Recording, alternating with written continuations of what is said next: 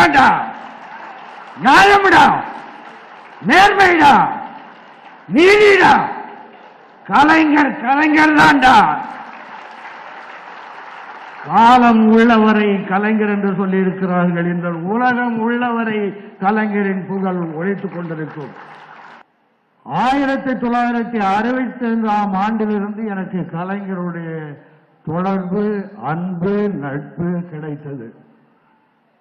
ஆனால் இன்றைக்கு நண்பர் மதிப்புக்குரிய அமைச்சர் சேகர் பாபு அவர்கள் ராஜா அண்ணாமலை மன்றத்திலே ஏற்பாடு செய்திருந்த அந்த நிகழ்ச்சியை பார்க்கும்போது அவர் பிறந்த திருக்கோளைக்கே அழைத்து சென்று விட்டார்.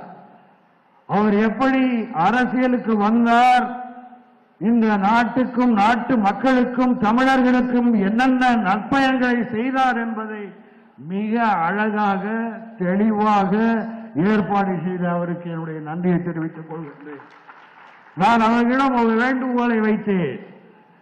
இங்கே நடக்கின்ற இந்த காட்சிகள் கலைஞர் என்றால் யார், என்ன, அவர் எப்படிப்பட்டவர் என்பதை மிக அழகாக தெளிவாக சொல்லியிருக்கிறார்கள். இது தமிழக மக்கள் அத்தனை பேருக்கும் தெரிய வேண்டும். அதை எப்படியாவது தமிழக அரசு மூலமாக கொண்டு செல்ல வேண்டும் என்று சொல்லியிருக்கிறேன். அந்த வேண்டுகோளை நம்முடைய தமிழக முதலமைச்சர் தளபதி அவர்கள் நிச்சயமாக செய்வார்கள் என்ற நம்பிக்கை இருக்கிறது. அப்பாவுக்கு தப்பாம பிறந்திருக்கிறார் புள்ளன்னு சொல்லுவாங்கல்ல, அது மாதிரிதான் இன்றைய முதல்வர் தளபதி அவர்கள் தந்தை எந்த அளவுக்கு இந்த தமிழுக்காகவும் தமிழ்நாட்டுக்காகவும் பாடுபட்டு அந்த நன்மைகளை எல்லாம் செய்தார்களோ அதை இருமடங்காக செய்து கொண்டிருக்கிறார் ஸ்டாலின் அவர்கள். எல்லாரும் சொன்னார்கள் அவர்கள் சமத்துவம், சமத்துவபுரம், உழவர் சந்தை, இது அத்தனை பேருக்கும் தெரியும். இன்றைக்கு தமிழக மக்களுக்கு எல்லோருக்கும் தெரியும்.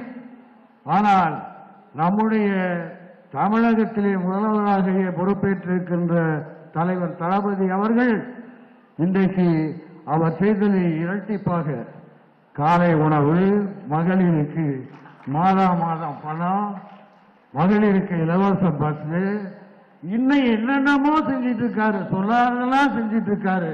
அதாவது உறவுக்கு கை கொடுப்போம், உரிமைக்கு குரல் கொடுப்போம் என்று கலைஞர் சொன்னதை போல நம்முடைய தமிழக முதல்வர் இந்த நாட்டுக்கும் நாட்டு மக்களுக்கும் நிறைய செய்கிறாரு, சொல்லாதெல்லாம் செய்கிறாரு. அதனாலதான் 40க்கு 40 வந்திருக்கு. அடுத்த சட்டமன்ற தேர்தலில் அத்தனை தொகுதியே திமுகவுக்கு தான் கிடைக்க போகுதுன்னு நினைக்கிறேன். ஏன்னா இதை விட யாரு செய்ய போறா? யாரு கட்சி ஆரம்பிச்சாலும் கட்சிகள் இருக்கலாம், கட்சிகள் வரலாம் போலாம். ஆனால் இந்த கட்சியே சிறப்பா செஞ்சிட்டு இருக்கும் போது இன்னொரு கட்சி தேவையில்லையே அப்படின்னு மக்கள் முடிவு செய்வார்கள். ஆகவே கலைஞர் என்று சொன்னாலே அது தமிழ் என்றுதான் சொல்ல வேண்டும். கலைஞர் அவர்களுடைய குடும்பத்தோடு நட்பு எனக்கு கிட்டத்தட்ட 50 ஆண்டுகள் இருக்கும். அவர்கள் வீட்டில், அவர் குடும்பத்தில் நானும் ஒருவனாக பழகிக் கொண்டிருந்தேன். எந்த நிகழ்ச்சியாக இருந்தாலும் வந்து வருவார்கள், நானும் அங்கு செல்வோம்.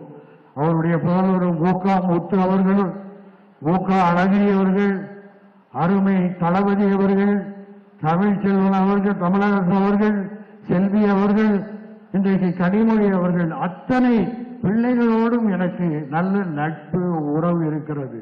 அதை போலதான் தலைவர் அவர்கள் சொல்வார்களே மேடையிலே உடன்பிறப்புகளே என்று. இன்றைக்கு தமிழகத்தில் இருக்கிற தமிழர்கள் மட்டுமல்ல, உலகம் பூராவும் இருக்கிற தமிழர்களுக்கு உடன்பிறப்பு தான் கலைஞர்.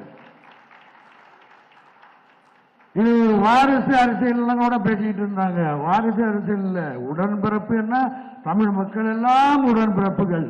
அதில் சிறப்பாக யார் செய்கிறார்களோ அவர்கள் தலைமை பொறுப்பு ஏற்றிருக்கிறார்கள். இன்றைக்கு திராவிட முன்னேற்ற கழகத்தை மிக சிறப்பாக கூட்டாக ஒருவர் மனதும் நோகாமல், மக்கள் மனதும் நோகாமல் சிறப்பாக ஆட்சி கொண்டு நடத்தி கொடுக்கின்ற தமிழக முதல்வருக்கு என்னுடைய வாழ்த்துக்களை கூறிக்கொள்கின்றேன்.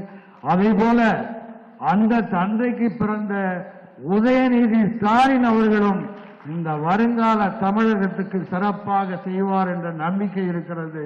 வாழ்க கலைஞரின் புகழ், இந்த உலகம் உள்ளவரை அவர் புகழ் இருக்கும் என்று கூறிக்கொண்டு இந்த வாய்ப்புக்கு நன்றி கூறி விடைபெறுகிறேன்.